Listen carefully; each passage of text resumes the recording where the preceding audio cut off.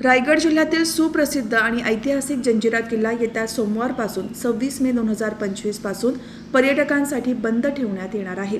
पावसाळा जवळ आल्याने समुद्रातील लाटांचा वाढता प्रवाह आणि त्यामुळे शिळ्याच्या बोटींना होणारा धोका लक्षात घेता हा निर्णय घेण्यात आला आहे। पर्यटकांच्या सुरक्षिततेला प्राधान्य देण्यासाठी हा उपाय योजण्यात आला आहे। गेल्या काही दिवसांपासून किल्ला पाहण्यासाठी मोठ्या संख्येने पर्यटक येत असल्याने किल्ल्याच्या प्रवेशद्वाराजवळ मोठी गर्दी होत होती। शिळाच्या बोटीवरून किल्ल्यावर उतरणे जिकरीचे झाले होते। यासाठी एक नवीन जेटी बांधण्यात आली आहे, परंतु ती पावसाळ्यानंतरच सुरू होणार आहे। त्यामुळे सध्याच्या परिस्थितीत पर्यटकांची गैरसोय होऊ नये आणि कोणतीही दुर्घटना टाळण्यासाठी किल्ला बंद ठेवण्याचा निर्णय घेण्यात आला आहे। अनेक पर्यटक गर्दीमुळे किल्ल्यात प्रवेश न करता शिळाच्या बोटीमधूनच किल्ल्याला प्रदक्षिणा घालून त्याचे बाहेरूनच सौंदर्य निहाळताना समाधान मानत होते। सध्या किल्ल्यावर तिकीट घेण्यासाठी मोठी गर्दी उसळत आहे।